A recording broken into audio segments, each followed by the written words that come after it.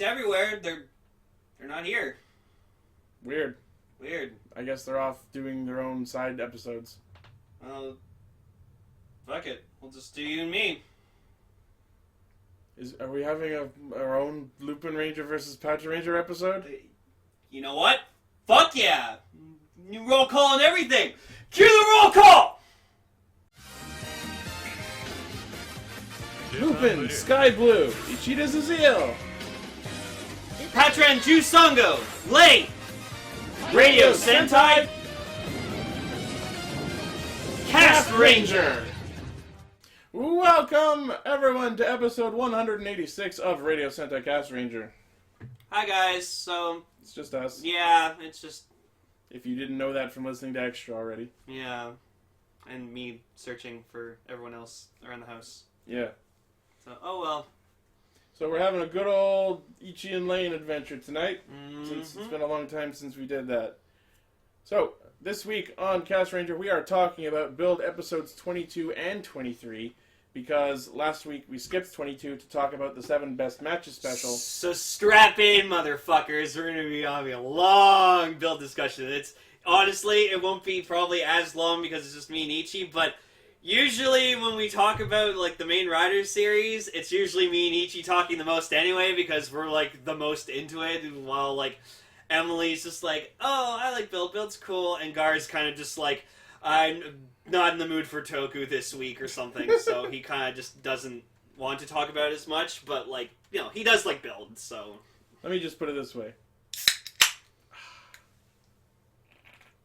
Because it's sparkling, so working for Oh, it's good. There you go.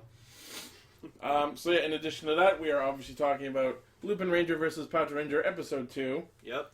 And finishing off Precurary, even though Emily is not here. We'll be talking about the first 2 episodes of the newest Precure series, Hugtto Precure, so... Which apparently translates to hugging Precure. Yeah. According to the subs we watch. It's about careers and... Hugging. And hugs. And babies.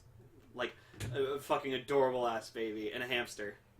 With bling, an earring, and fluffy red hair. This is just the most confusing shit ever of people who haven't seen it. Yeah. It's cute, though. Anyways, all right. Let's make a boy! Be the one, we'll make a boy! Yeah! Because I noticed last week Anthony didn't use the right build bumper. Oh, did he? Yeah, no, he didn't. Oh, Anthony! Okay. Yeah. You're supposed to use the We'll Make a Boy bumper from now on! We'll For shame! We'll make a bump! Oh, great. That's someone made Paul Blart Mall Cop into Exodia. Now you mentioned it and I have to fucking show it. Anthony's like, God damn it, Lane, shut the fuck up! There it is. Paul Blart, the forbidden cop. That's what it should say. So, episode 22 starts with Stark doing the recap. And then he pats himself on the back for being such a good voice actor. What's funny is I noticed though that like when you start talking, it was just like altered voice, but it didn't have like the warble on it. The warble on it, so it was just the VA, just like doing it. So I was like, so it threw me off a bit. And then there was like a couple shots where like they showed his like helmet, and there were like comic-y effects around him. Yeah, that was interesting. Yeah, and like there's the one where he's like going Aniki. Yeah. God, I miss that. That's like one of the best Stark moments ever. I miss shit starter Stark. Well, when we find out, like afterwards, when you find out it's Soichi, you're just like, oh, no wonder Stark's such like a fucking playful little troll, because Soichi's also a playful little troll. Yeah, I miss Soichi a little bit. So, episode 22 is basically the proxy battle. It's literally, the entire episode is just the fight between Build and Grease. And it, like, lasts, apparently, like, throughout, like... hours. Dusk until, like... midnight. Like, middle of the night. So, like, they go at it for hours, and, like... Giggity. It's honestly kind of underwhelming for a fight, especially, like, on Grease's side, because like Grease doesn't have like other forms, so, right? Like, and he doesn't have all of the other bottles to accessorize. Yeah, so because like Stark kept them all to himself because he's a little shit. No, he gave them all to Build, and he's just like, and here's a form, and here's a form, and here's a form. Yeah, That's why Bill, like, going into this episode, I already knew Bill was going to have the upper hand regardless, because he has, like, the better forms and everything, and, like, he has more shit to do with his system. Grease can only do what he has, and uses one bottle, and that's it. I swear to God, when Bill goes Rosecopter, I just wanted Grease to just shout out, "Hey, that's my favorite!" Fuck you. But yeah, he busts out Rosecopter, Tora UFO, Kujira Jet, and Kirin Cyclone. And they're all fucking awesome. Like, Rosecopter or whatever, he, like, does, like, a new technique, and he's, like, spinning the blade, like, he's, like, hovering with the rotor, and then he, like, hits Grease with it, and then hits him with, like, the whip, and then Tora UFO, he actually goes on, like, a UFO, and he, like, slashes with, like, a tiger head claw attack, and it's really cool, and... Kujira Jet just straight up shoots a bubble beam. And then Kirin Cyclone literally just giant giraffe head. Just giant giraffe head. Kirin Cyclone blows. Yes, I said the obvious joke. It's actually a pretty cool form, though. I like it. And then at one shot, he used the beetle bottle in the drill crusher while he was sparkling. So he did like a double Hisatsu. Yeah, he did almost like a kind of like a rider cutting kind of attack. Yeah, that was cool. While this is happening, we get a flashback about Ryuga being angry that he's not doing the fight, and also Sento gives me Sora what I'm just referring to as the kill bottle. Yeah, so like Sento like develops this bottle where it's like a kill switch for the hazard triggered transformation. So it's like if you use this, like if I'm go ballistic, like it'll force the transformation off. It literally explodes the hazard trigger and also kills him, apparently. Yeah. Like, and, like, it was an emotional scene, too. Misora's just like, no, I don't want to fucking do this. Like, you can't I don't want to do this. I don't want to kill you. Which is understandable. And my immediate thought was, did you not see how Nariaki yanked the trigger off your belt during your fucking montage? It is possible to come out of the trigger form. Or hazard form. Yeah. Which we see later. Like Ryuga does it next episode. He fucking uses faucet handle to beam off the trigger. Yeah. So, like, it was just to make, like, an intense, dramatic situation. Sure. And then we, or no, that was... So, we also get a lot of backstory on Grease, on Kazumi. Yeah. We find out that he did, in fact, fake his memory loss just so he could be all emotionally detached from everyone. Which means he's a Kiria-style character, the tragic liar. Yeah, but, of course, we find out that the Hard Smashes, they know he's bullshitting. Yeah. They just kind of go along with it because, you know, for his sake, because they respect him so goddamn much. Yeah. Yeah, that was cool. And, like, Stark's even like, I can erase your actual memories for you if you want. He's like, no, I can do this. He, in fact, responds with, let's not and say I did. No, you know what? That's fair. And, like, it's interesting, too. So then, like, that honestly, finding that out makes him, like, such a better character than he was. Because we're having our third writer approach that echelon of good writing that many third writers recently have had. It's a shame because, like, we know he's gonna fucking get the axe. I don't know. After episode 23, I think they're pointing him more towards just joining up with them. Yeah. Because now they've all got to unite against Sato. Yeah, but, like, in scans and stuff, Grease doesn't have any new power-ups or just have a new form. So. But then neither did Necrom, and he survived. That's true. But we'll see. I honestly, I think he's gonna die. So. I don't know. I think maybe they'll just have him use other bottles as weapons from now on. I kind of hope Rogue fucks him up, honestly. It's entirely possible. Yeah.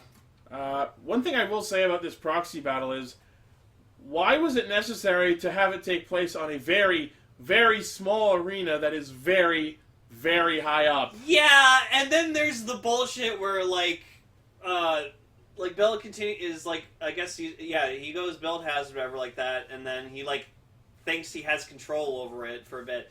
So then, like, Sawa just immediately goes, oh, fuck, maybe I should go back and, like, get Ryuga or whatever.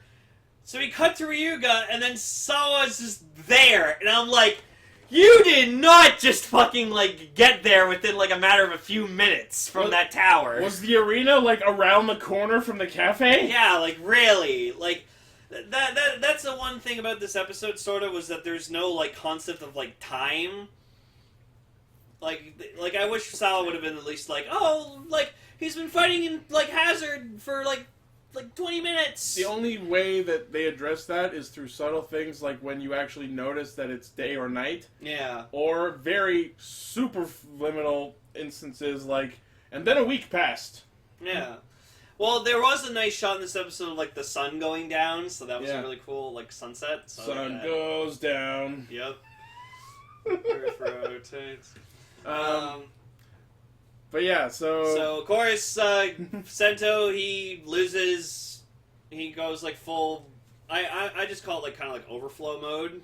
I think that's a safe thing to call it. Yeah. So he goes overflow and he just like proceeds to just open a can of whoop ass on grease, and it's fantastic to see. He goes hot Gatling hazard. Oh my god, hot Gatling hazard is so awesome. Yeah, like he spouts the wings too. My biggest problem with the hazard suit has been the rabbit tank eyes, because I don't think they look well at all, but Jesus Christ does hot Gatling hazard fix that.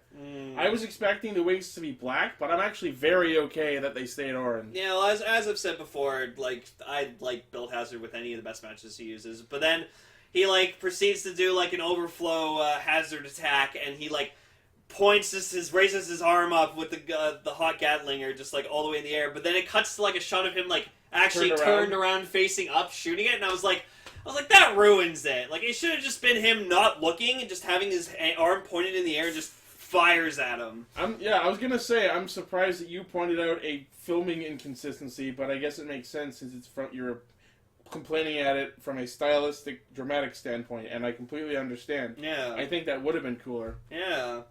So he just, like...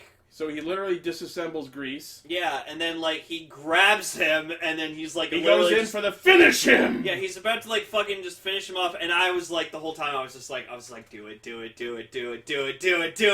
But at the same time, I just, like, was like...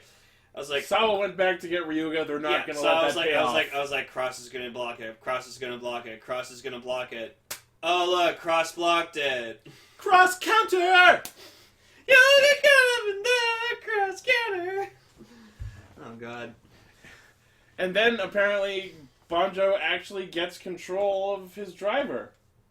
Yeah, and, like... This is one really weird shot where, like, he's about to punch punches and then himself. And then and then a hand stops him, so you think it's Sento or someone else, but then it zooms out and it's like he's holding his own hand, and I'm like, yeah, okay, like I get it, but that's a little silly. And then he punches himself, and then that kind of forces him. Like he actually fixed the machine by hitting it. Yeah. But I still think the best one was in X-Aid when, like, Taiga was going level 50 for the first time, and, like, you saw him struggling with it, and then he kind of just shrugged it off, and he's like, yeah, no, I got this now, and I'm like... I'm the captain of this ship! I'm the captain now. He's ready for battleship. So, hooray, Misora didn't have to commit murder! Yeah, and she's, like, super fucking happy. She's like, thank God! I really want to know how that kill switch was actually activated, because there were so many shots during the episode where she was, like, pushing it, or, like, holding it, or, like, even when she dropped it, I'm like, and then she accidentally clicks it! Boom! Fuck! But I noticed something. Mm-hmm. The design of that kill switch looks suspiciously close to one half of the full bottle that we see in the scans. So I think that's going to come into play. You know what, they have been foreshadowing that with, like, shit.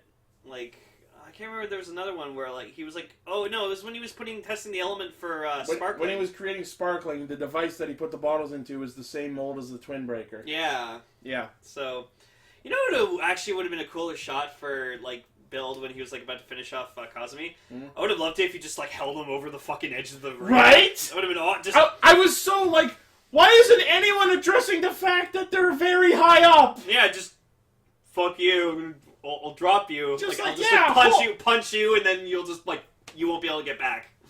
That was so underused. I also was, like, when she dropped the kill switch, I wanted it to just, like, fall off, and you just see it, like, falling down the tower. It just smashes into pieces. Right? Yeah. That would have been amazing and so perfect. That would have been awesome. Just like, because, like, we have no need for this anymore. So, of course, Hugtto Prime Minister Lady is fucking pissed off that, like, oh, she lost, and Stark's just like, He's like, oh, well, that's a shame. And then, like, sees, like, Guardian Trooper, Sato Trooper Guardians come in. And she's like, what the fuck? And starts, like... Oh, right! I told you to send your entire army into Toto in case she's Greece lost! She's like, ha, I sent my entire army in to invade Toto like you suggested. And I'm like, you stupid bitch! Yeah, you're stupid. And then she's like, Stark, you betrayed me! He's like, I was never helping you in the first place. Ha-ha! And then, who fucking walks in but Kamen Rider Rogue? Sporting that amazingly mood-killing fragile sticker on the back of his helmet, mind you. No. You know what, actually? I've been looking up. Everyone's all for the fragile sticker on the back. I just think it's hilarious, because, like, he's being marketed as, like, this new, tough, super powerful rider. But be careful, he's fragile! He's fragile. I feel like that's supposed to point to him being mentally fragile, because he's definitely cracked at this point. Oh, that's it. You cracked it! I've cracked the case! Ah! Good job. High five. Yay. And then just cuts to, like, this weird kind of, like, rotating just shot of, like, Rogue, and I'm just like, it was like that opening shot of Blade with all the cards on the floor. Oh, yeah. And just, like, wow. The design looks amazing in suit. Gorgeous. I was kind of weird on it when I saw the form in the scan, but in action the suit looks awesome. And oh boy, episode 23 does not disappoint. Holy shit. So, starting episode 23... Hang on, Anthony, play the build bumper again. Be the one we'll make over. Thank you.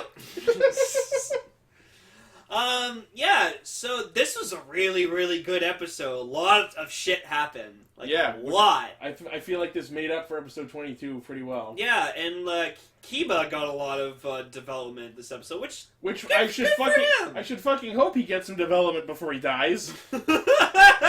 Alba didn't get that much. You know what? There you go, Ichi. Your favorite is the one that lasted the longest. Hooray! Castle wins! Yeah, because he's a castle, so you know they gotta storm the castle. Gross. Yeah. So episode 23 starts with Sawa doing the recap, and she's demanding to be paid $500 for doing so. No, I think it was like it was 50,000 yen. It was like dollarks. That's what that's what I saw the sub. Did Japan change their currency after being isolated for 10 years? No, Jesus they were Christ. like, yeah, $50,000. So I'm like, what the fuck's a dollark? Right? Is it like a Dalek? A Dalek with just I'm like surprised a they didn't change it to $Pan. Because Pandora. Pandoras! Totos? There'll be 50,000 Totos. Cue a picture of just 50,000 Totos from Wizard of Oz. No! Oh god, there's the picture of Harry with the sculpture. No! Stop calling attention to it! No, you don't have to put it in then. Like, leave it to the audience's imagination. So Misora comes up to Sento and go, "You motherfucker, take your fucking kill switch back and you're making me dinner! Bitch!" And Sento's like, okay. And here we get the moment that I'm surprisingly okay with. Onege! And that sets off Kazumi's fanboy mode. Yeah, it's so fucking... Just like, there's one He point where just... prostrates himself before her. Just like he walks over, he's like, wait a minute, just... You're me, Dad. I really wanted him to just give Sento the dirtiest look and go, "You fucking liar!" And yeah, he goes like, "Me tanda!" And I'm just... And yeah, he literally just, like, he's like standing there, like, within earshot, but he pretends like he's not, like, she can't hear him, and he's just like, "Me tanda! Ah! Yeah, and he's just... Shake my hand!" It's adorable when he goes, like, Me-Tan fanboy mode. I think he goes full-on stereotypical otaku mode. Yeah, and he's... "I am Sawatara Kazumi, I'm 29, I'm single, I love you, sign my hand, can I touch your face?" Yeah, confirmed he's 29. Yeah. Second oldest Kamen Rider in history, I don't know. I'm glad to see a little bit of Otoya still left in the boy. Oh, yeah, well, 21 would activate it. Yeah. So, of course, Sawa sees this as an opportunity to make another $500, and Kazumi just, like, pulls out his checkbook. Wow, that's fucking cheap. Hey, you know what? I'll give you 100,000. No, we need that to live. Our farm is dead. I think it was just like Kiva and Akava. we were like, no, we need that money, you asshole. Right? It's like you're not selling. And it's at this point that they get notified that Sato now controls Hugtto, and the three of them are homeless. See, I was right. I was right to pick the right side. Because, like, oh my god, fucking just... And then, like, the Sato president just fucking comes on the TV, and he's just like, you guys are mine. Can't do shit. I have hostages. Hostages! I got hostages! Practice my rider stabbing! You know what's funny, actually? Funny story. I used to have a manager at my work who, like, was really, like, she got scared easily. So I used to just do that to her all the time. I'd just be like, "You're scared?" I'd be like, Janine. She'd be like, "What?" I'd just go, "Ha!" And then she would freak the fuck out. So then, Stop watering that bread! No, so then one day, like, I posted on her Facebook timeline just like that clip of just Roberto doing that, and she's just like, "I fucking hate you." And I'm like, I'll see you at work.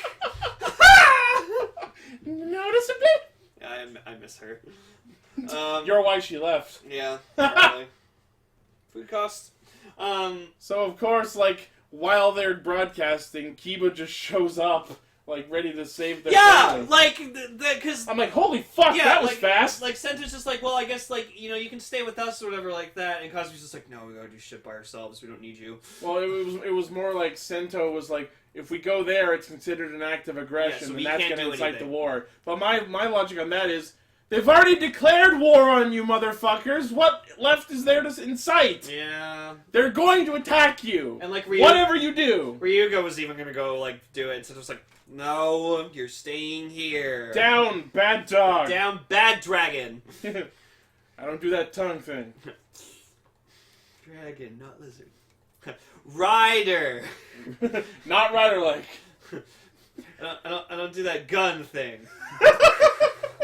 Speaking of rider-likes who do that gun thing...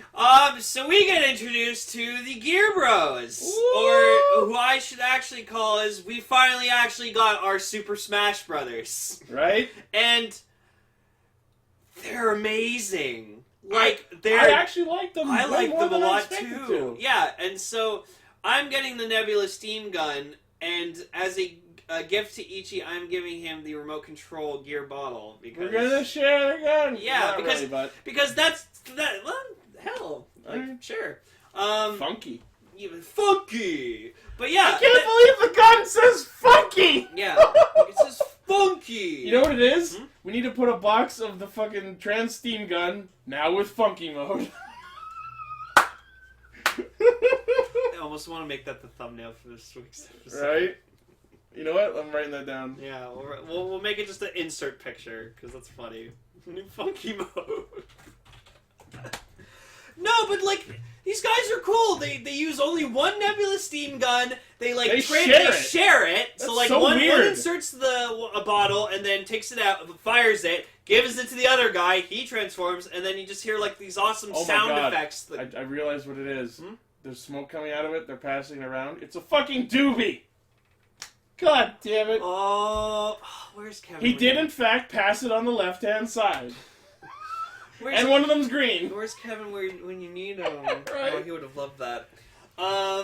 But their designs are actually really cool, and it wasn't until we watched the episode that we got a good look at their helmets, and you can actually see, like, an engine piece and a remote control, and they look so much like Machine Chaser. I know, they're definitely inspired by Machine Chaser. Like, no doubt. And, like, the idea is they are, in fact, in canon, improvements on the Kaiser system from Heisei Generation's Final, which they make a nod to, which confirms that these systems were created by Nariaki. Yep. Well, they even mentioned, like, Namba or whatever, or, like, Namba's working with Sato now. Yeah, and he's just like, Nariaki, like, well fucking done on making the Nebula Steam Gun, and he's just like, thank you.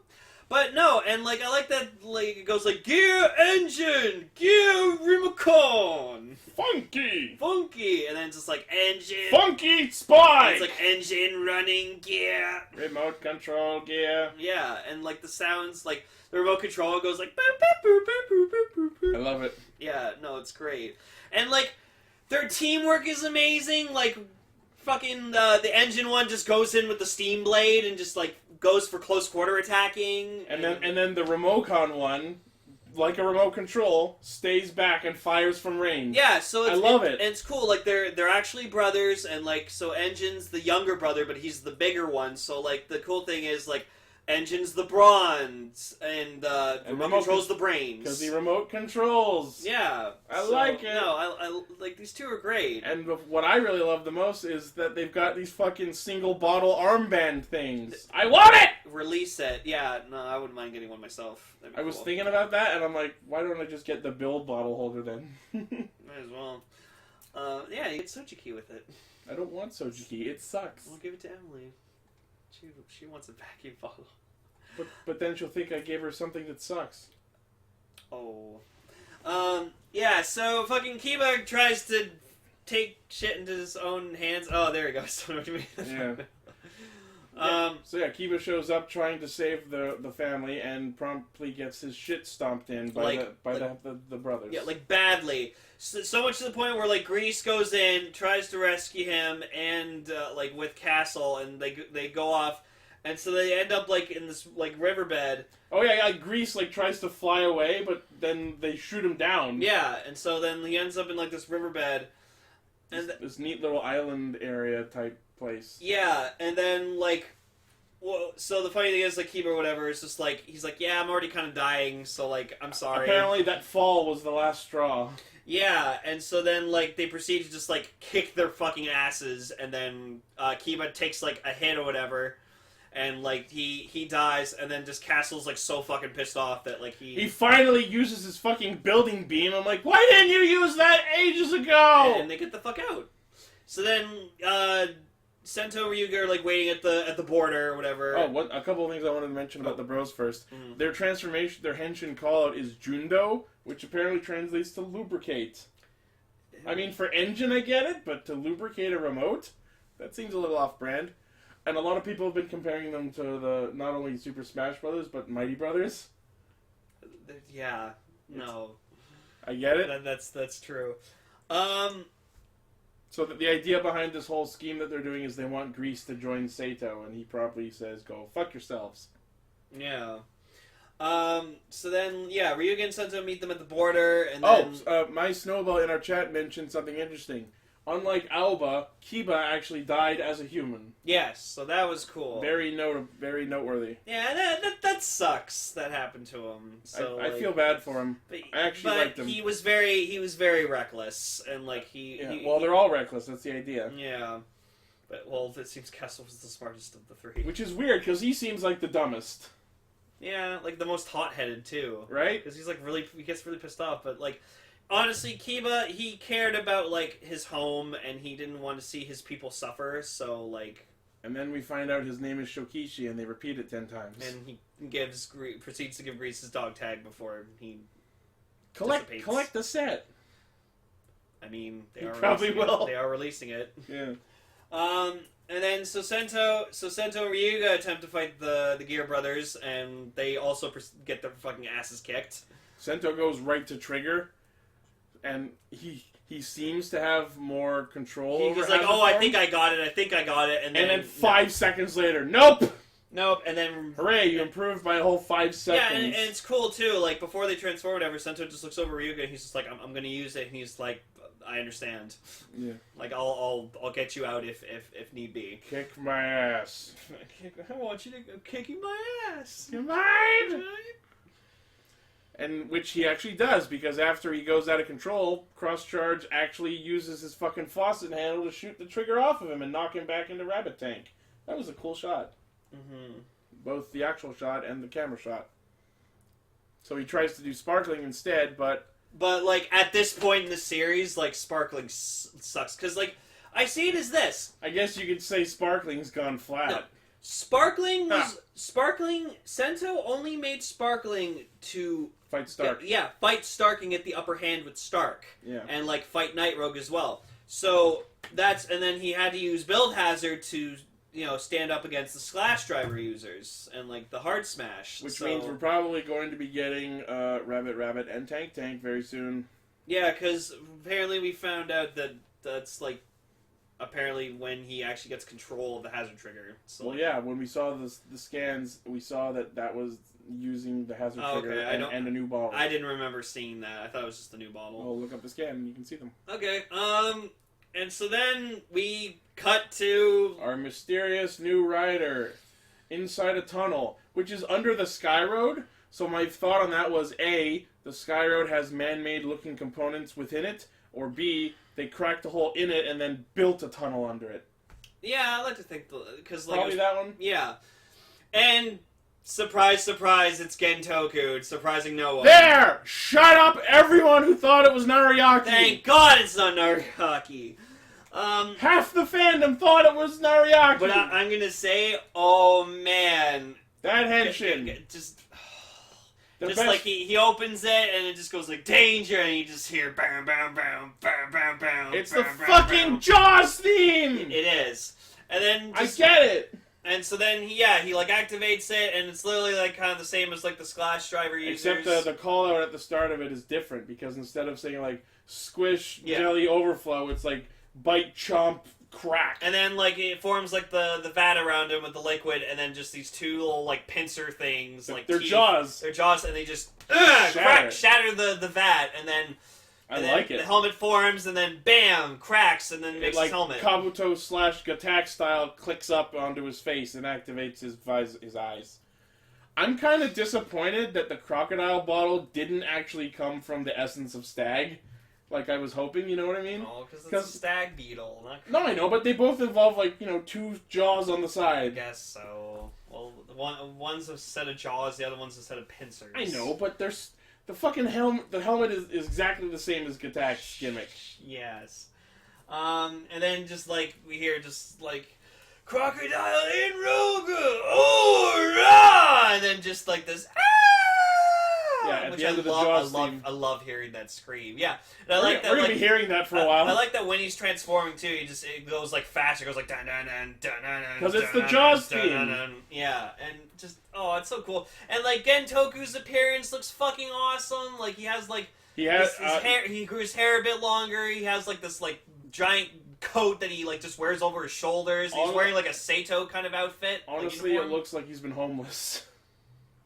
He's gone the ways of Jin. It's not that he let his hair grow out, it's that he's homeless and thus has no access to a barber. He's gone rogue. He has in fact gone rogue. He has gone rogue. He betrayed his own fucking country to join another country. But he's just so cool, and like I love it. He like it's like a callback to like when Sparkling Light Rogue tried punching Sparkling and just like it didn't. Like, he didn't make him flinch or anything. So, like, Sparkling punches Rogue or whatever, and Rogue just doesn't move. And I'm just like, he's like... And again, I have to bring up how odd it is for something marked fragile and full of cracks to be tanking hits with no problem. I think that's the irony behind it. Absolutely. I just think it's worth noting. It's because when something's cracked, it's more dangerous. Yeah, if you're careful, you're going to cut yourself on his edge. He's an edgelord. He is! Kamen Rider edgelord. Right? And then we get this awesome pose of just like he knocks Ryuga down, and then he just like puts the crocodile bottle in the nebulous steam gun and just points it down, not even fucking looking at him, just shoots him into a fucking like cliff wall and just explodes, dehensions him, and then just like Bill tries to fucking punch him, which pushes him forward, but Rogue's not like actually physically moving, like he's just like dragging him along the ground. And then just Rogue proceeds to just like do crack up finish. He just like jumps up and just crocodile bite kick. Yeah, and like he like puts his two legs like right between Build, and it looks like just a giant pair of like crocodile jaw. Burakawani combo. Go fuck yourself. I mean, honestly, yes. Like I loved that he thoughts too. There's a new King Croc in town. Yeah, and just it was he's so cool. Like it's super hype. It's debut syndrome, like hell. But it's still so cool. I'm looking forward to seeing where the show goes. That's like the one reason I bought the Splash Driver for was for Rogue. So of course, yay! So that's why I'm glad the crack bottle's like a separate release on its own. Hashtag Crocodile. Yep, Crocodile. There you go. And yeah, and then he dehensions, and he's like, oh yeah, I'm Kamen Rider Rogue, and they're like, Rogue, and then he dehensions, and he's like, shocker! it's Kentoku, and he's like, yeah, go fuck yourselves, kick your ass. Don't fuck with me. Come at me, scrubs. And yeah, and like when he showed up, like the Gear Bros were just like, oh, okay, we're done, bye, and they just poof. Yeah. And it just ends there, and I noted, like, after he finishes off build, when, like, Sento falls out of the smoke unhinged, like, the belt is gone. Like, I know, like, he's actually just got it somewhere, but I just thought it was hilarious. Just, like, did he, like, shatter the belt? Oh, God. I mean, they made a second one for Cross, so it's safe to say you can make another one if you needed to. I'd love to see just, like, the Ryuga's build driver's just, like, in a corner, just collecting dust, yeah. and the Cross Dragon's just sitting to it, like, looking sad. Just brr, brr, brr. It just sounds like sad samba. Just I gotta wear out like the batteries in my Cross Dragon. Just oh yeah, really, just brr, brr, brr, brr, brr, brr, brr. Yep. Hey, wake up. He's just asleep. So next week Gentoku threatens Bat Dad and points a gun at his face. I hope he kills him. That'd be awesome. You know, this is the last straw, dude! You know, it wouldn't surprise me, but I kind of hope it doesn't happen. But it wouldn't surprise me. No, and probably Castle's gonna die next week. Like you know, it's inevitable. Like he's gonna die. Probably. He's going to die. But again, I commend him for being the last one alive of the three. You are the survivor. Yeah, you're. Oh, I get it. Stag was the first time because he's a bug, so you know he was easily squished like a bug because that's how he was easily defeated. And then you know the owl he died because he got shot out of the air like a hunter shooting a bird like its prey. Oh my god! So like. Does that mean someone's gonna defeat Castle by blowing him up or shoving him off a wall? Yeah, because that's how you destroy a castle is storming it or blowing it up. No, I've got it. This requires Operation Trebuchet. Kamen Rider Trebuchet. Just launch a cannonball into Akiba's chest. No, you launch Castle Smash on a Trebuchet into the skywall, and then he just gets. I got it. We throw ladders at him and climb up him. Wow, I figured. Yeah, that's why they all died like the way they did in that order. Because Stag was a bug. He got squished because he was easy.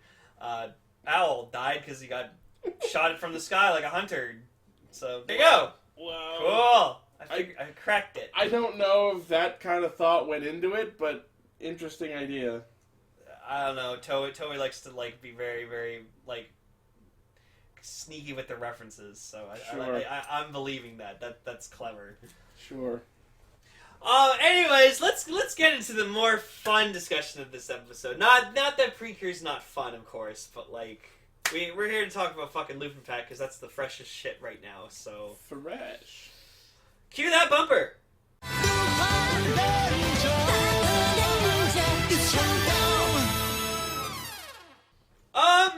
So, God, just I love the Patrangers. Like I've been obsessing over with them like all week, and like I've kind of been having like a rough like couple of weeks too, just because like work's been like killing me, just because they've been working me like really hard the past little while, and just I've been kind of feeling down at times, but like. I just like I pin like the Patranger transformation like on my Twitter profile, and I've been watching it a lot, and I just like it's so good. Like I just want to get into that. So as expected, we got the Patrangers sequence. I'm glad we actually got a full transformation sequence. We knew it was gonna happen. I didn't doubt it. I didn't doubt it for a second. I sort of did because like. It seems at this point that the Lupinrangers are the more focused, but you know what? And before we can go on, I want to address that. There is a mountain of evidence to support the fact that the Lupinrangers are the primary focus, even in the theme songs. So the separate versions of the TV-sized theme songs went out, turn the dials, and chase you up. Yep. And anyone who checks out our YouTube channel, I actually did the thing that I ever knew I was going to do probably, and took the two themes, the separate versions, and overlaid them to make like a not actual version of the mixed up version from the TV opening, and I called it like Chase the Dials or whatever. And it actually sounds not that bad. Yeah, a lot of people were actually impressed. They're like, Wow, that's actually really good. Yeah. That's a good job. It was funny because like I linked to that mashup I did a couple years ago of the Kyoryu Red Carnival themes. Carnival themes. And Blaze in our chat was like, "Oh my God, you were the one who made that." Oh, I love you more now. But yeah, so, and you know what? Actually, I noticed the thing. Usually in, like, TV shows that involve, like, kind of, like, thieves and, like, cops and stuff, a prime example being, like, Lupin the Third.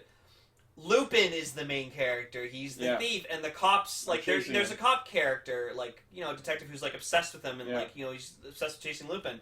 So that's what's happening. So that's what's happening. Like, yes, the Patrangers are going to be the kind of less focused Sentai, but, you know. I feel like they'll still get their due, at least. Yeah, there'll be episodes that'll be more primarily about them. And what I was saying about the theme songs is, if you listen to the individual theme songs, the Patrangers theme song, the key that it's sung in, it absolutely sounds like it's meant to be played with something else. Yeah, so, like, unfortunately, but, you know, what are you gonna do? So. And I am so Team Lupin, as if I needed more evidence that, looking at the two themes completely objectively, I do actually like the Lupin theme better. It's sad to say I do too, but, like, I still like the Patranger one. It's not bad. Yeah, it's not bad by any stretch of the imagination. I think it fits them pretty well. Mm-hmm. But the way it's sung, it's very clear that it's meant to be harmonized with the Lupinranger theme. Yeah, but just so like I ordered it. I got a VS changer like as like a Valentine's Day gift from my girlfriend. So like she like I would have had it last week, hopefully for last week's Castranger, but like I sent my payment through PayPal, like through my bank account, and then it did like a electronic check, so it took like 6 to 8 days to actually process. I forgot e-checks were even a thing because I haven't done one in like 10 years. So like just like the other day, as of this recording, was like when it finally cleared, and then they just shipped it out to me. So I'll be getting it next week. So be ready for next week's episode. I'll probably have my VS changer by then, and I'll be like. Not spamming the Power Ranger morph, but I'll be... When did our supplier say you'd have them? Early March. So maybe next week as well? Next week, maybe, yeah. That'd be cool if we both get them. Oh, well, you and I will be fucking just rivaling each other with that. Yep. But yeah, I love the Power Rangers, and I actually made a really notice something about myself this week. So, I noticed that a lot of my favorite Toku heroes are either cop-themed ones or ones who are cops. So, like, a prime example, my favorite Kamen Rider of all time is Kamen Rider Drive, who is a cop. And Excel. Excel, one of my other top 5 favorite riders, a cop. The Deca Rangers. G3X, cop. Signal Man or Blue Centurion from Car Ranger Turbo, cop robot. So, like, I don't know, just because, like, I see them as, like, you know, a great example of, like, what a hero should be, especially Tokusatsu, should be, you know, someone who knows, like, the different, like, what's truly right and wrong, and, you know, knows justice and how to serve it, like, justice properly. Facebook in our chat is saying we should start a GoFundMe to send you to cop school. No, I couldn't be a cop even if I wanted to. But I respect, like, people who are police officers, like, that's why, like, whenever I see a police officer, I just, like, kind of look at them, and I'm like, you serve our city very well. So, but yeah, so, like, I really draw myself to the Patrangers a lot. I think they're a really fun bunch of guys, and, like, I love them. I even love their suits now. Like, I really, like, I stared really hard at their designs, and, like, I like it. So, like, yeah, the top of their helmet, it's like a cop. It's like a police officer's hat, and then they're wearing, like, sunglasses, like usually detectives wear, or like patrol officers. I think those are meant to be like the brim of their hats.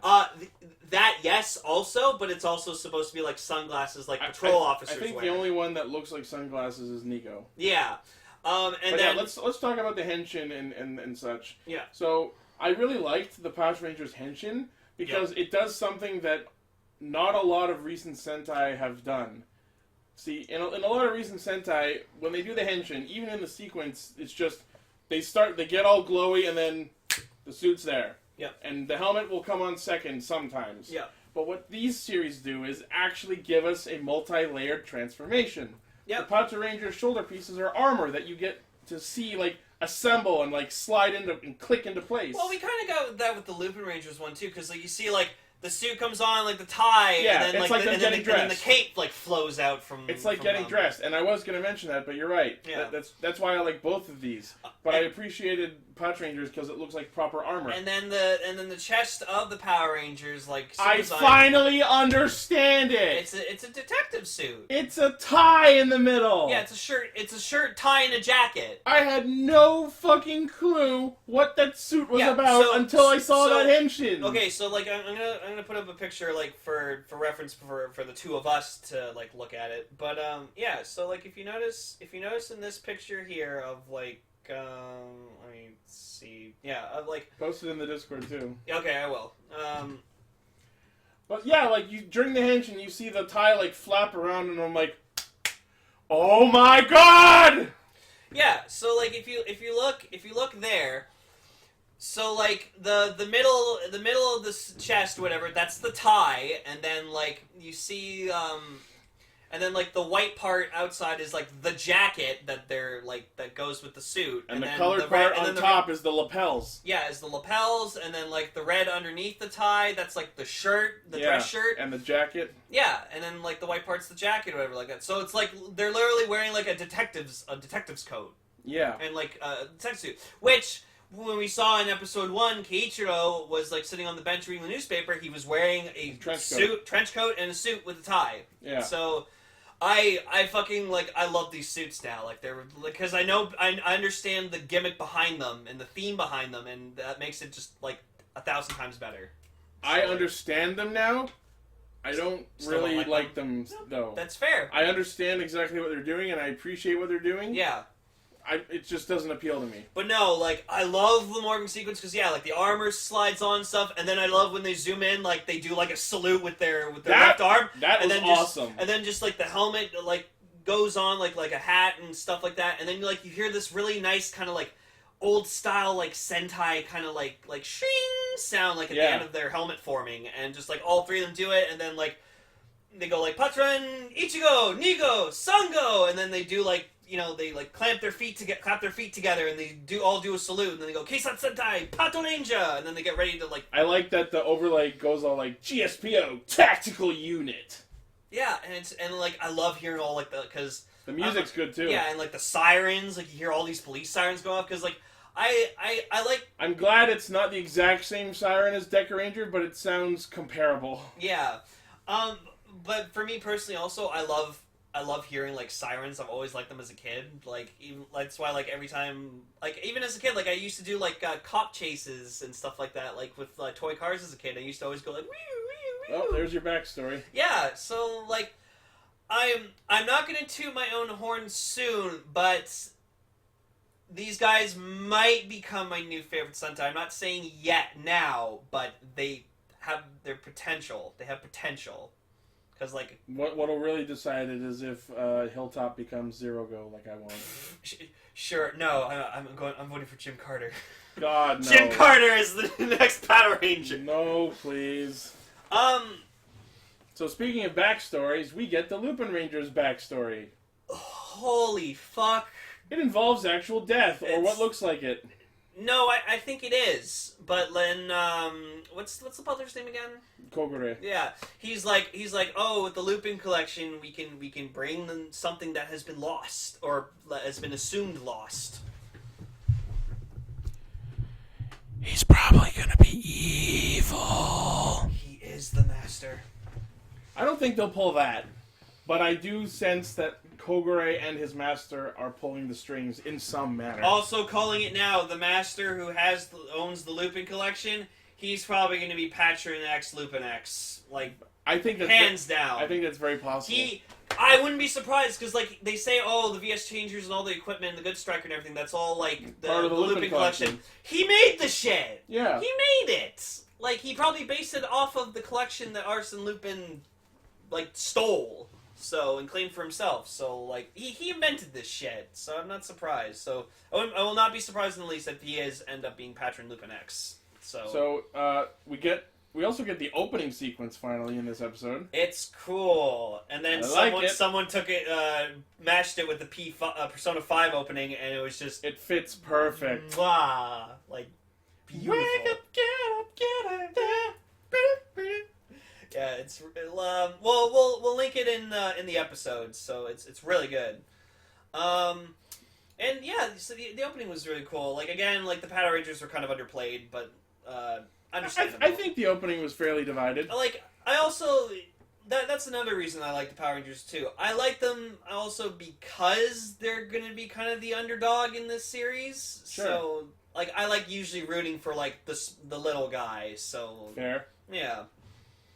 But yeah, so, like, in their origin or whatever, it was really sad. Like, even for me, I was like, with Lupin Red, I was just like, you know what? I feel you, bud.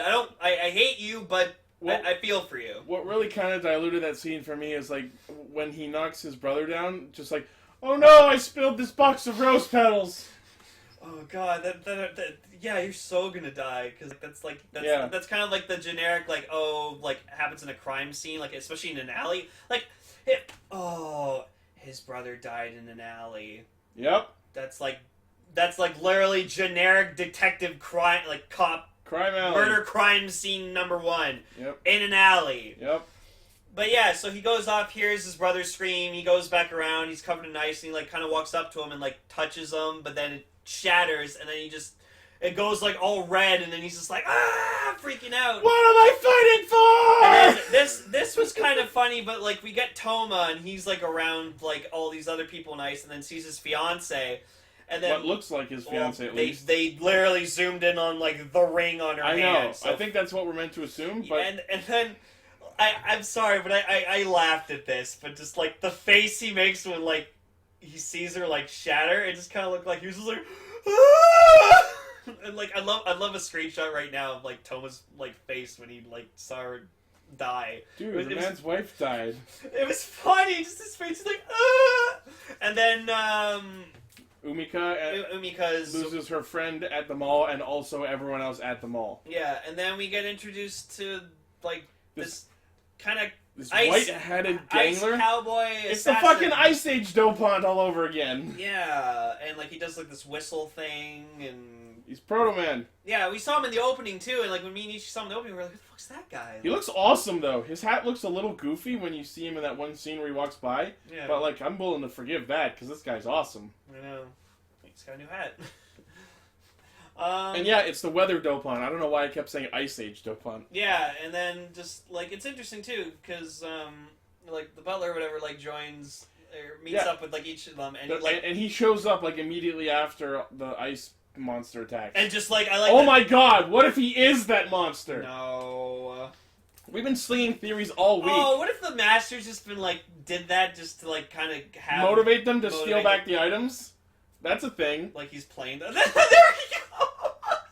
Look at the face! Just... like, it looked like he just took, like, a horrible shit. God damn it. It's such a funny... I'm sorry. Sorry for your loss, Lupin Blue, but, like, that face is fucking hilarious. You'd make that face if your wife died. I would. Oh, no, I'd be destroyed. Don't even talk about that. Lupin Pink. Yeah, and so, like... Sorry, what's the butler's name again? Kogure. Okay. Just And, remember like, Kogure, SkyBlue! I like that, like, Kairi kind of went up to him, and he's like, do you know anything about this? Like, tell me! And, like... Why is he wearing the mask? LOL! Why did he shatter like glass? LOL!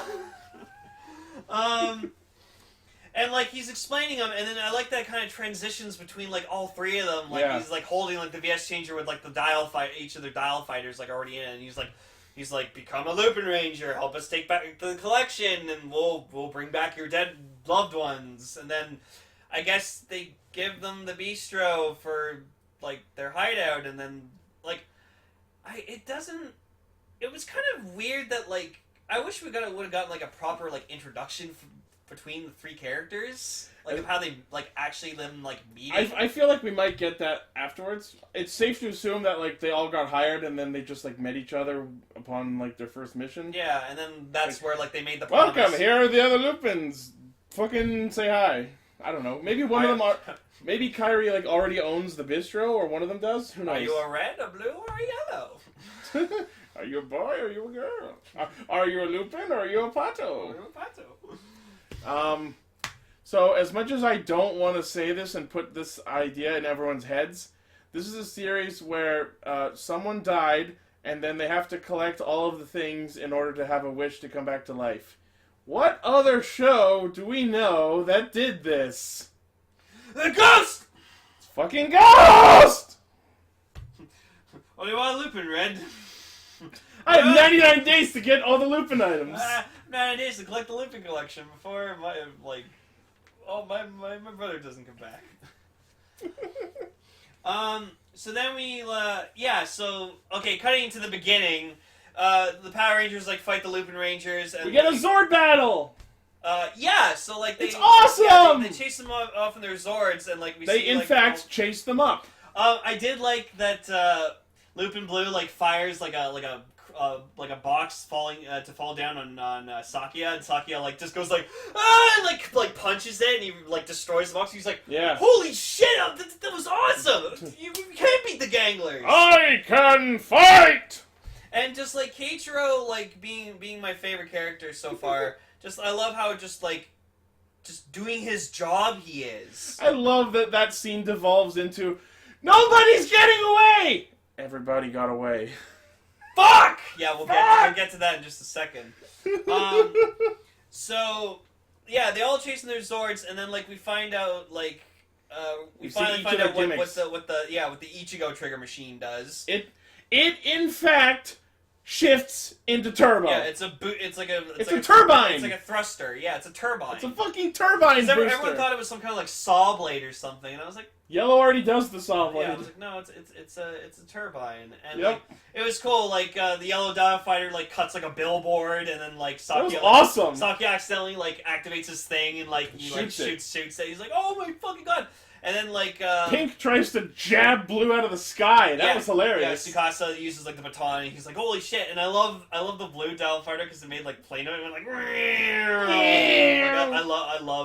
I love the sound of biplanes. Right? And then he unloads his fucking Gatling gun on her. Yeah, I don't remember biplanes ever having Gatling guns, but... Well, it's an old-timey plane, so it'll have an old-timey gun, kind of. Sure. It's like a Tommy gun. So then, so I really like that... It's a Tommy gun. Maybe, I don't know.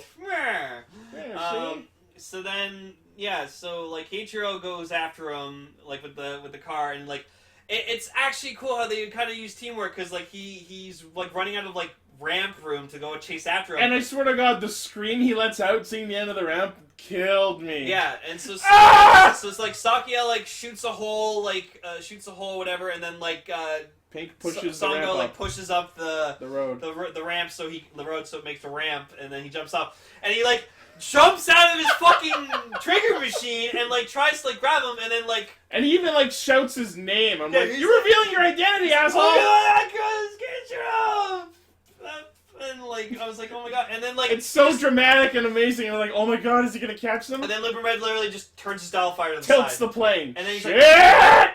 And then I can't speak too soon for this, but there might be a possible counter for this series. Failed attempts? Of him just going Onore Kaitou! Just yelling maybe. that. So I'm gonna look out for more for now for him yelling that out, because and then he lands in the water and you just see him going fuck! Damn them! So I felt bad for the guy, so I was like, oh, he tried. I feel like this is going to be the dynamic going forward, where every other week, maybe, he, attempts to catch them, and they just, avoid him, and then he ends up in a pile of something. And that's why I'm liking Keiichiro, because I like that he's literally, just doing his job, but he's, doing it way too seriously, and, I love that about his character. I'm looking forward to enjoying him being in a constant state of angry. Yeah. No, yeah. And again, it reminds me of Genpachi, because Genpachi was the exact same way. Just right? Serious as fuck cop, trying too hard. Yeah, and that's why, again, he's one of my favorite characters in Drive. And just,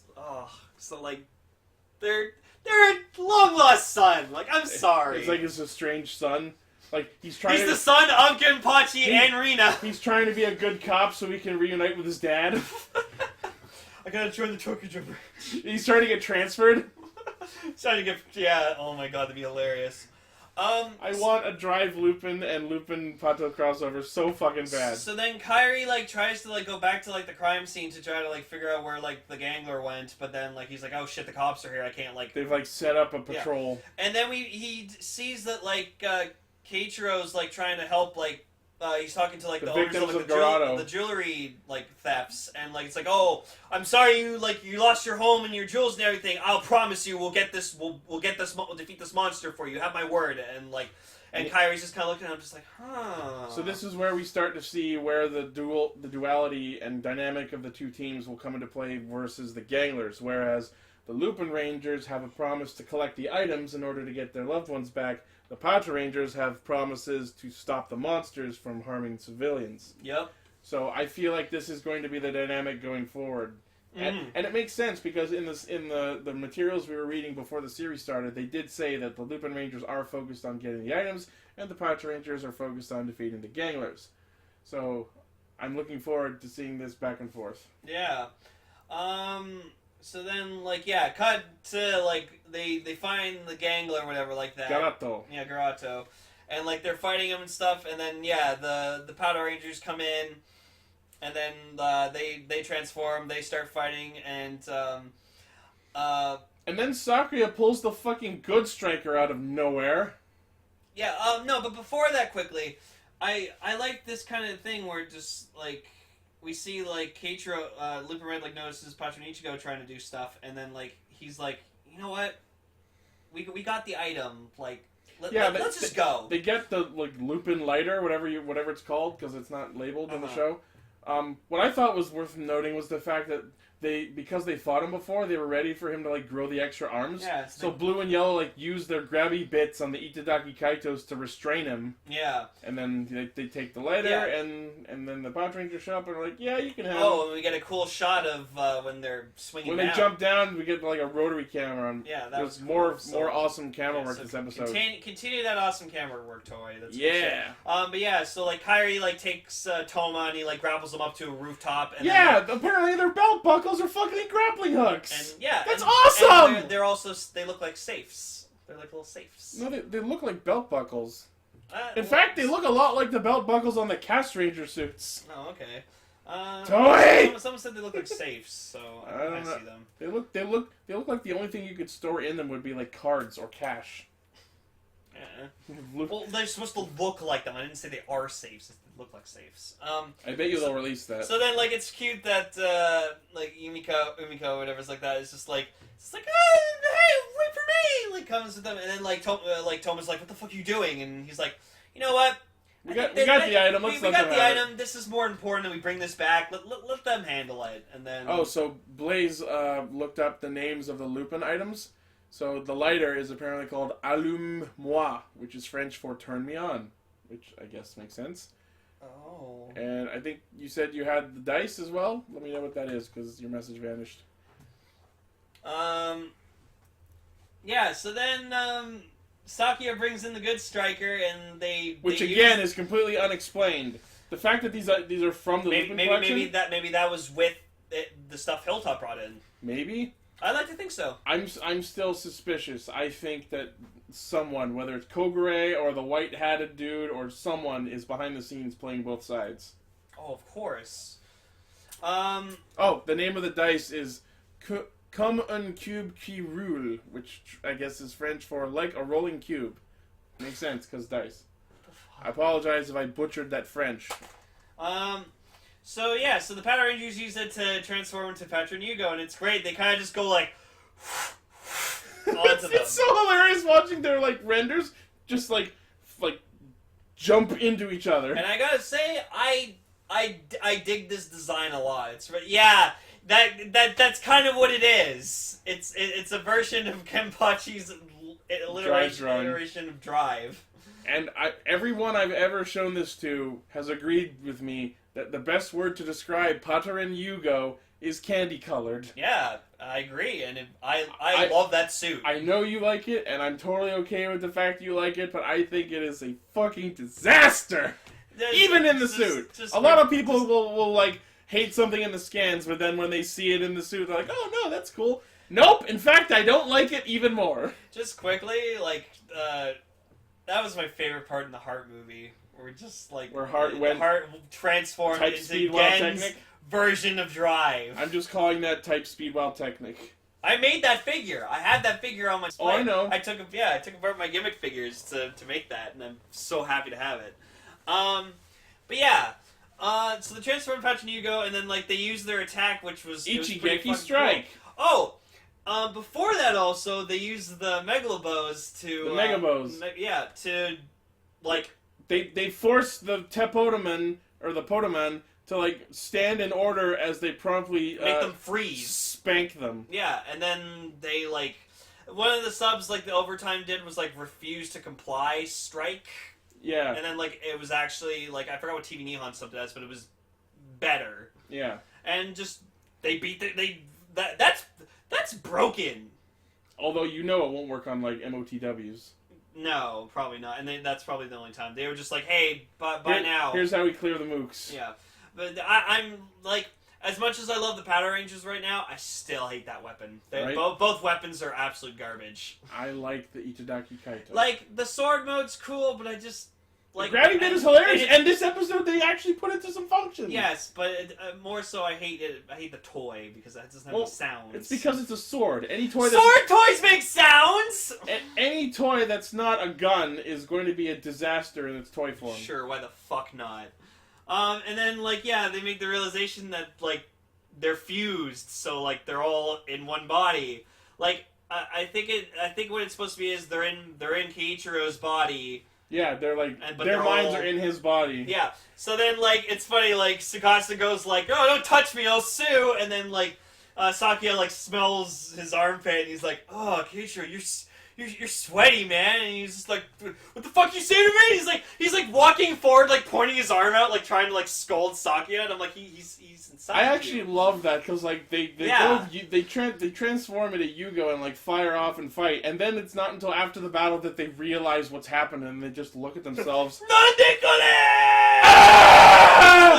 well, what am I? What am I? It was like a Day of the Tentacle moment. But like, I can't wait to see more Patranger because it's like it's gonna be funny because it's climax form. Just to address something in the chat, Blaze is saying that the attack was called One-Shot Strike. That was the translation for Ichigeki Strike. The one Lane was talking about was the name of the attack when they were using the Megabos. Yeah. But yeah, it's climax form. Which is great because I hate that form too. Oh, I love Denim climax form. It's a treat. It actually hurts my eyes. So then like a weird shot where like the good striker like gets like flies out because like of course it has a fucking mind of its own or whatever like that. Yeah. And like it takes a bit for like Patranger to defuse, so that was kind of weird. But like I can ignore it. It's fine. I can brush it off. Yeah. So like the Lupins use their doll fighters and like so then we cut to what's Fat Squid Face. Like Gauche Lumetto. Yeah, so like Don Yaboon is just like he's like, all right, go give the young one a second chance. Yeah, go give him a second chance. He deserved it. He's earned it. And I love her theme, or if it's just the villain theme. Yeah, you just hear shooby dooby doo wah, and like I love. No, but I love that theme song. We haven't had a really good theme. We haven't had a good female villain theme since Candelira. I love Candelier's theme. Right? So glad we got like Blaze also mentioned that the name of the Lupin item that Lumetto uses to grow the monsters is called the Grow Caliber, which translates to get big. What the fuck? Turn me on, rolling cube, like these are names that a thief gave his magic items. It sounds pretty on point. Yeah, Lupin has a sense of humor. Yeah, but it's really interesting. Like, apparently her safe is, like, on her back, and she pulls out some other item that she has, which I guess arms her with her normal attacks, and then replaces it with the Grow Caliber. It's kind of actually smart that she has it on her back because, you know... She's supposed to be hiding it because, like, her front is supposed to be, like, assumedly seductive. I think Destro has his on his shoulder. I think so. Yeah. And then Yaboon's is, like, right in the chest, but it's, like, hidden under his chains. Yeah. But yeah, so she puts the Grow caliber in, which, like, reloads the, like, bullet arms that are hidden not all like along bones inside her, though. That's like bandoliers. That's a bandolier, like a clip of fucking bullets. She's made of bullets. And then, like, her arm lights up with this, like, with the green energy, and then shoots it and he she grows. just, like, splurts out this fucking Ivan Ooze shit, like, but it's green. So I'll let you talk about this Megazord fight more because this is more Lupinranger focused. So the good striker promptly announces that he's a free agent and he doesn't give a fuck about anyone. He'll help who he feels like. Yeah. And Kyrie's like, sure, fuck it, why not? We got a new ticket. Oh my god. Like, even someone made, like, a comparison screenshot of, like, the Lupin Kaiser cockpit with the Tokyo, and, like, we see, like, ticket in the middle, like, where Goody is. Because they I predicted that 5 seconds before she said it. because I'm like, it's like, oh, I'm the good striker. I'm like, you're not gonna fucking keep calling them the They're good gonna striker. call him Goody or some shit. We'll call you Goody. Damn! I hate being right sometimes. You know what I kind of hope? I kind of hope that the Patrangers have a different name for him. I don't think he's gonna interact with them. I think so. I doubt it. Kind of hope so. Like, he has, like, a cop hat. Oh my He god. no, because if you look at the good striker, one end of it looks like a jet. The other, upside down, it's a police car. No, it's not upside down. It's when the nose folds up and the wings go up. Oh, okay, yeah. So it can turn into either a jet or police car. So I would love that if he just, like, gets, like, a police hat. We'll see. And then they call him, like, Strikey. No, they call him Goody. No, but I would like the Patrangers to give him a different name. Yeah, maybe. So, with a call of Kaitou got time, which is weird. Like, That's just them being funny. Sure. They're being super punny. It's minor. I can let it go. So yeah, Kaitou got time, and for the first time in a long time, the cockpits not only relocate but actually transform when they switch to the Megazord because they like pull everything back and it like opens I like up. seeing Lupin Yellow kind of just like struggle with her. It's just like, what the duh? Whoa. I love her reactions. Her reactions are just like so cute. And I love that the good striker like puts out holograms like here's where this one goes and here's where these one go. Yep. And then we get Lupin Kaiser who who literally dials his own face into place. Yeah, and like I like this cool shot where like we see like from behind them in the cockpit, and then we see like they can see outside, and then it like rolls and then over, the and then screen slash face slides into place. Yeah, I like that. It's interesting. Fucking yeah. Oh my god, he does get a cop hat. No, I think that's photoshopped. I don't know. It doesn't look photoshopped. Oh, if that actually is fucking, I called it. Was that in the opening and I just completely missed it? Maybe. Jesus Christ. You know, I'll put on the opening, but like I'll mute it. But yeah. Oh my god. Yeah, I was right. Damn it! Sweet. I hope they give him a different name. That'd be amazing. Like we'll call you Strikey. So yes, Lupin Kaiser happens and it's awesome. He's got so many hats! He's got hats on his shoulders! I like these fucking Keisatsu. Oh, it's good. That was badass. We have our Megazord dodge rolling, hiding behind buildings, flying around, throwing this fucking saw blade. Oh, it's good! And then the Keisatsu is a giant hologram versus changer. Yep. Just rapid firing and just unloading death from above. Yep! That's confirmed! He switches hats! Wow. That's amazing! Yay! The funny thing is he's still got the like evil looking bat wings in the police form. Hey, that's fine, but I love that. He switches hats. Oh, that's so cool. Good. God damn it. Goody. Oh. Yeah, he summons a giant fucking hologram VS changer, and I was like, I hope the fucking Patrangers fucking like step that up. Right. Like, But yeah, with Patranger. over the course of this fight, everyone has been talking about how the Lupinrangers and Gerardo cause so much damage to the city. And it's right. There's so many destroyed buildings and shattered glass. Yeah. I'm looking forward to seeing how Patranger tries to avoid that. Yeah. Oh, yeah, no, they're going to try to. And then there was something that we wanted to mention last week, but we forgot. There are lots of shots of the Lupinrangers twirling their guns in their finger. Yeah! So, like, unless you have, like, a trigger machine in the Versus Changer, the VS Changer doesn't have, like, a trigger guard, so you can't, like, spin it around your finger. So, I don't know. Bullshit! How the fuck they do that? So that's magic. Because we're magic thieves. I don't fucking know. I don't even kind of, like, I'll probably will try it once when I get my VS Changer, like, with the trigger machine in it. But, like, I'll probably make sure do it you're once. over something soft. Yeah, my bed, probably. But, yeah, so... The Patos decide, they killed the monster, we'll let them have that. Yeah. So we can already see the seeds of tolerance and cooperation settling within them. That's a lot of damage! So then, they go back to the bistro, whatever, Lupinrangers, and then they're like, oh, let's call you Goody. And then the Patrangers just show up. And, like, it ends with just kind of, like, Them staring at each other? Yeah, like, we don't know, but I think the joke is just going to be, like... They're just here to relax. We've heard this is a really good eating establishment. We've come to eat here. You know, despite the fact that you kicked out all your customers last week. I guess no one left a negative Yelp review that day.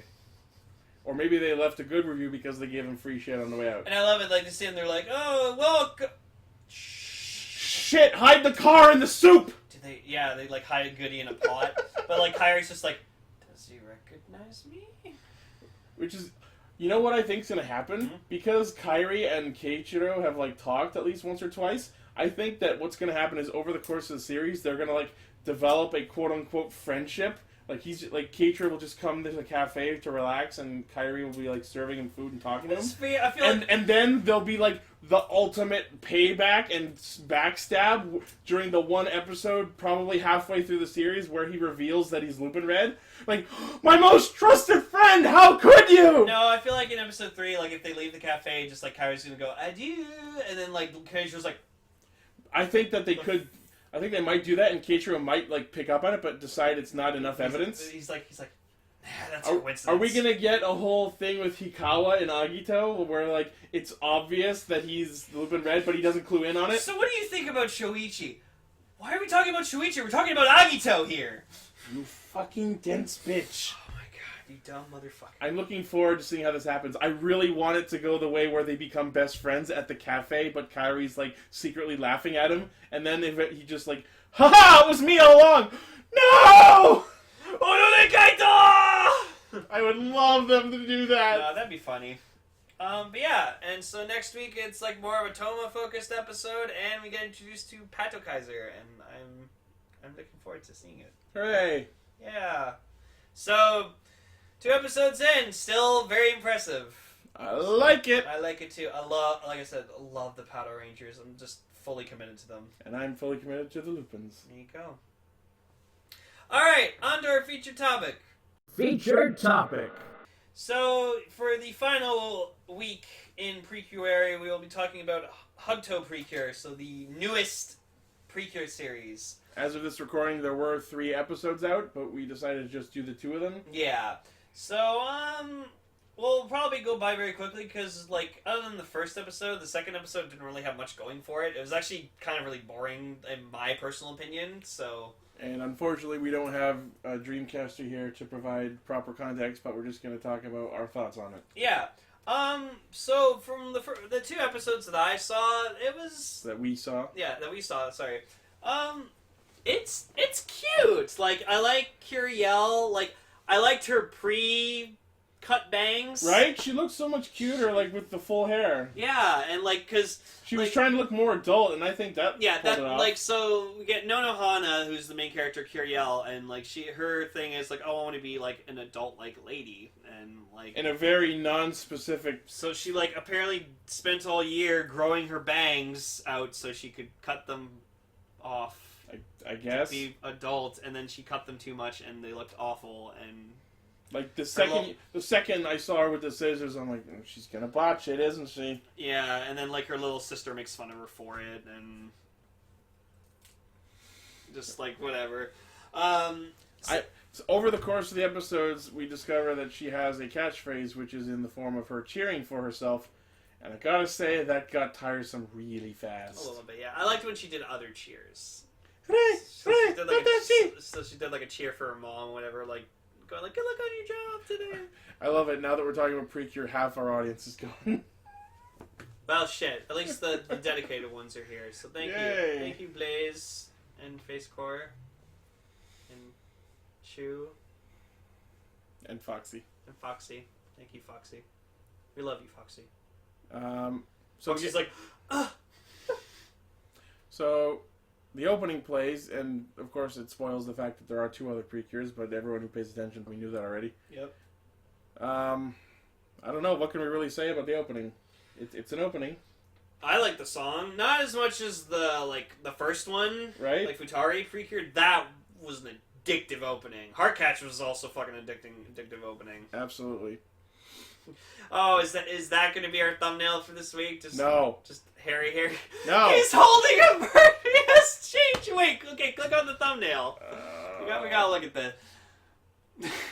Okay, so we got. Oh, he's got different belts. So we got Harry. So yeah, you know what? This thumbnail we're gonna use this. So it's Harry Ham, the mascot of one of the mascots.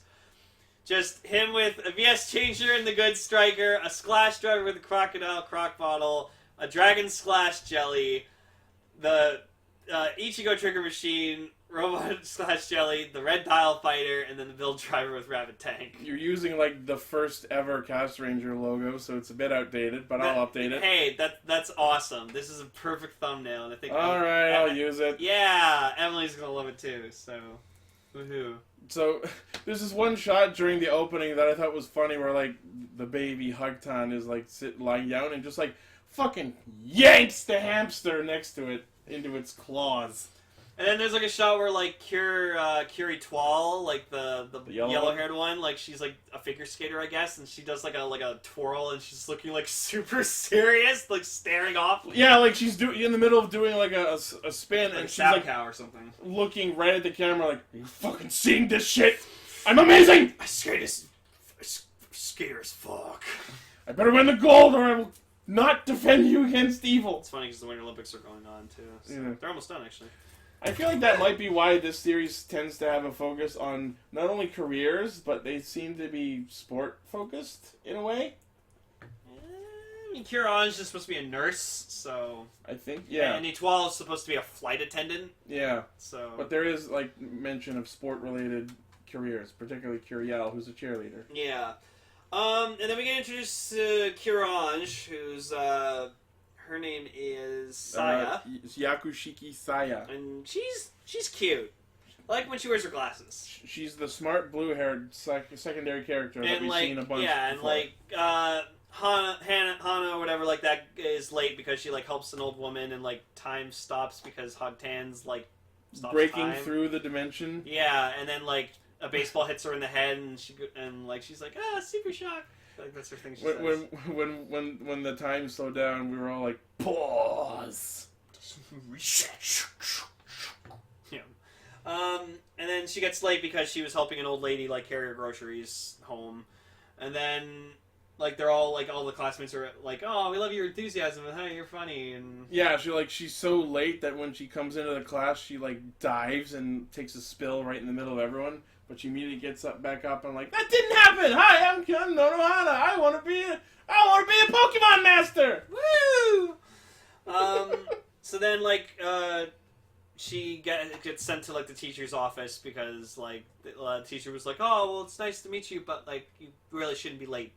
She class. probably didn't get in trouble because she probably explained that she was helping an old lady. Mm-hmm. If this were an older show like Yu-Gi-Oh! GX, I was fully expecting that lady to be like the principal of the school. Yeah. Because like GX did that, where like Jaden saved a woman whose truck was bad, and then it turned out to be the owner of the card shop. Oh wow. Yeah. And then then, like, later on, like, she hears Hugtan, like, crying in the sky in the distance or whatever like that, and then, like, she goes out to, like, the rooftop, and then there's Curange and Curatoile, and, like, they're there as well, and it's like, oh, did you hear a baby just now? And, yeah. And then, just, like, it's funny, like, we cut to, like, Curiel, like, in her room, and she's like, oh, I'm gonna fulfill my destiny and stuff like that. Even if, like, something, like, flies at me from the sky, I don't give a shit. And then, lo and behold, Hugtan launches... Meteors down from the sky! From the moon. Like, she looks like she came from the moon. It's the Moon Princess! And so, yeah, we get Hugtan, and who's, like, the mascot for the series. Here's the thing, though. Like, she comes up with the name Hugtan on her own, but then, like, when they're talking to the hamster, like, he also calls her Hugtan, so now I'm wondering if he just accepted the name and she came up with it, or if that actually was the name and he was like, and like she just guessed it perfectly. I believe it. But yes, then we also get introduced to Harry Ham. Or Harry Ham Harry. AKA Tracer the Hamtaro OC. Yeah, and in episode 2, he, like, transforms into this, like, beautiful, sexy man. Well, sexy is a subjective thing, but he actually says Ikemen change, which means handsome man change. Yeah, so he transforms to a handsome dude with red hair, and he has, like a handsome voice on him, and that's the closest to a male Precure we'll ever get. I guess so. But, like, then it just dives into the question... So is he a human that turns into a hamster, or a hamster that turns into a human? Right? I hope we get that addressed. I think it's the hamster turns into a human. So, and then it's like weird. Like at some point in episode 2, whatever, like that, he like Saya kind of like is figuring out what's going on, but then like because like about Hugtan or whatever like that, but then like Harry's like hiding himself, and I'm like, why don't you just turn into a human? Though, like, yeah, you can either turn into a human or maybe reveal yourself since you're just about to hire her as a Precure. Yeah, because like, yeah, they both are like, oh my god, she's perfect for a Precure. I'm like, then fucking reveal yourself! Like, Jesus fucking Christ. And we also, at certain points, meet the girl who will become the third Precure later, Kagayaki Homare, or as I like to call it, Discount Chie. Sure. No one compares to my game waifu. And we also get to meet the villains of this series. The Dark Times Corporation. So the villains are like in the theme of like a capitalist corporation. They're all very shadowy. And they're all stuck in like a branch, and they all have like they desks. actually say like unless we accomplish our goals, we'll be stuck in this branch forever. And then like their boss is like in the like very top of the building. He's like this. It's fucking Beast Form Haseo from .hack GU. This Haseo looking motherfucker, and then like they make like one of the generals is just like, okay, I'll go and do shit. Here's my form, like I need it approved, and then just like the boss just goes like. And like sends down like his tongue that's like a giant stamp and just stamp of approvals the form and then lets him like the evil stamp of approval. Yeah, and then just he like lets the general go on his mission because he's like approved, and it's just really weird and like it's so bizarre, but I loved it. And he has like a detector thing that like looks for like I guess like frustration and like anger in like human beings, and like this one student's like pissed off that his teacher's like forcing him to like hand in his assignment, so he gets pissed off about that, and the guy's like, "Ooh, perfect! I'll make a monster out of you." So apparently they are feeding off of what they're referring to as Toge power. And then the Precures have more power. What they say is Asu Pawawa. Yeah, because Asu means like tomorrow. Okay. So that's what the sub translates to Moro Pawawa. Yeah. It's really fucking stupid. Asu-Pawawa. I actually liked hearing that, though. Which is funny, because if you think about it, you could just call it As-Pawawa. As-Pawawa. So the general that we're dealing with now is who I'm referring to as Very Tanned Jediite. Yeah. Very Tanned Jediite. He kind of reminded me, like... Honestly, he reminded me of like a mixture between Haseo and Hope from Final Fantasy 13. I don't know. He kind of dressed like him. A little bit. Just like Hope a little bit. A little bit. Might have just been the hair. Yeah. And so then, like, yeah, Hugtan, like, adorable as fuck little baby, and it's so cute. And like Harry, the weird part is like Hugtan like flies down from the moon, and like Nana is hugging it, and then like the camera angle where Harry Ham just like walks out, it almost posits that he just like magically walked out of the baby's ass. It was so weird. Shit out of hamster. Like, oh god, the implications. Like, you see her holding the baby, and then the hamster just walks out onto the rest of the terrace. I'm just like, where did you come from? Like, it made me realize, I'm like, oh my god, the main character wants to be, like, as adult as possible, and I'm like, what better way to show that than taking care of a baby? Which I think is kind of a really not progressive message to put like, forth. She's 13, and she's, like, taking care of this baby. I'm like, Hooray for unwed like, teenage mother! Oh god. Not the kind of idea I think we should be promoting to little Go girls! have babies, kids! Take care of moon babies! Moon babies.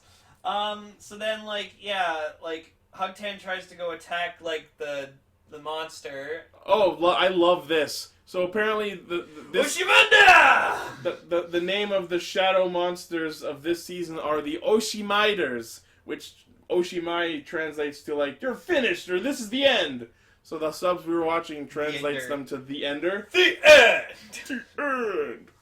And it's, the one in episode 1 is very much so, the Castle Smash's final evolution. And then episode 2 was, like, this, like, kind of bodybuilding one with, like, a attack with, like, a giant girder. It was awesome. No, it didn't have a girder.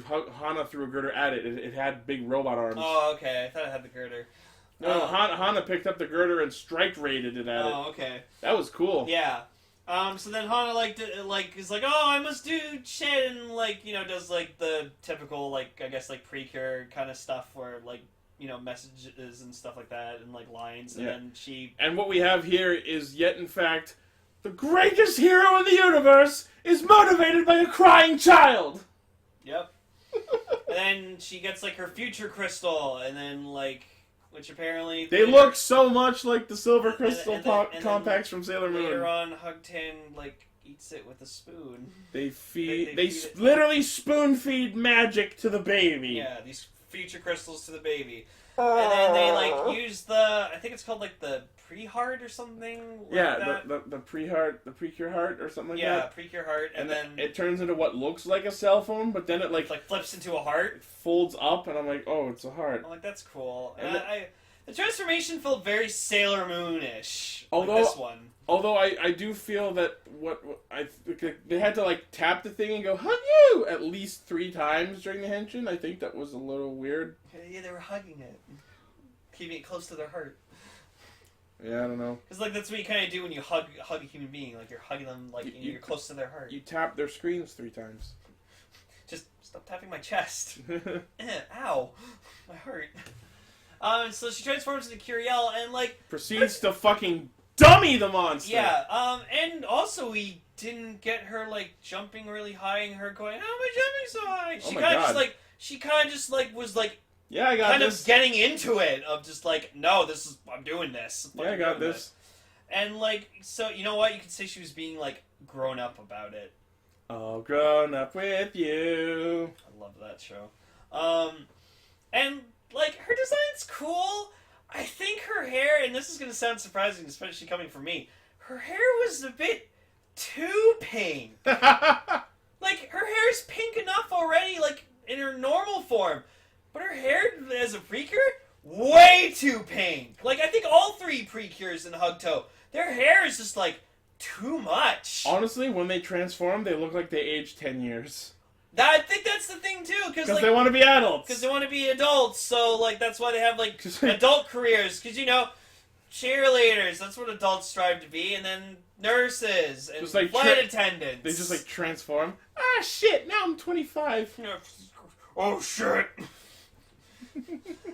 Yeah, and then she's just, like, kind of accepts that she's a Precure, and then, like, they talk about her, like, at school or whatever like that, and then she kind of goes up to a bunch of students in episode 2, she's like, thank you! And then, like, cuts back to just a flashback of Harry just going, don't fucking say you're a Precure! And then she kind of, like, saves herself with it by going, Is what I would say if that were me, but it's not, but I appreciate your comments anyways, because it totally is not me! Great fucking job. and you're like, whoa! And, yeah, so, like, this episode was okay, like, I kind of almost fell asleep a little bit, because it just, like, I don't know, they were trying to get to know each other, like, it was pretty much just, like, a bonding episode between Sai and Hana, and I just, like, kind of didn't care enough. The one thing that we see about Yakushiji during episode 2 is apparently her thing is whenever they're, like, doing a thing as civilians, she'll just like pull out her laptop and Google it. Which, like, Your face looks like a bird. Hold on a second. Beep, beep, like, beep, this one. Yeah, and like she has like some kind of like hug Google. Like it said like hug on the search bar Huggle? name. Yeah, I think it was Huggle. Which is funny because we made that Hoogle joke in Extra a few weeks ago. Oh god. Yeah, and then like every time someone like calls her like really cute and smart and like kind of like flatters her, she gets like really embarrassed. She's like, no, not that cute. Yeah, but like they're like changing Hugton's diaper and like feeding her milk, and Yakushiji actually Googles milk, how to prepare milk. Yeah, because like Harry Ham knows how to do it, but like he couldn't reveal himself for some reason. What's really weird is like she walks in on Hana and the baby, and she's like completely unsurprised. It's like, oh, you're an underage mother. Yeah, you seem the type. And yeah, when she experienced the time freeze, she was like talking to like the homeroom teacher about like, oh, we're getting this transfer soon, and they had like a picture of her after her haircut. And I was she like, cut her hair that morning. How do you have that how photo? do you have that photo? Like that was kind of inaccurate. So that was weird. And then yeah, also like Harry Ham kind of like pulls a fucking house out of his like magical suitcase and like, and then it just like yeah. Like, near this tree, he's like, perfect! This is where I'll hang out! And they set up a house under the big tree. Under the umbrella tree. Under the umbrella tree. Yeah, and then, like... Are we just gonna call that the hug pit? Yes. I'm calling it the hug pit. No, I'm sorry, but, like, thank you, Drive Pit, for, like, establishing the permanent name for, like, every... Just base. Like how the Deca driver established that every belt is now the driver. Although Fies did it first. Yeah. What's it called? I thought it was called the Fies Gear. The Fies Gear is the name of the entire set. Oh, okay. Actually, no, I think Fies Gear is the name... No. The gear is the whole set, the driver is the belt, and the phone is just called the Fies phone. Okay. If I'm remembering right. And then yeah, so like they start fighting the Ender or whatever like that, and then which is the robot for the thing that has robot arms. I liked this. It honestly reminded me of Exade Level 3 because it had robot arms and it had like that punky hair. I liked this design though; it was cool. And like Hugtown like cries and like waggles his arms at it, and I'm like, oh, that's cute. She wants robot arms. To die.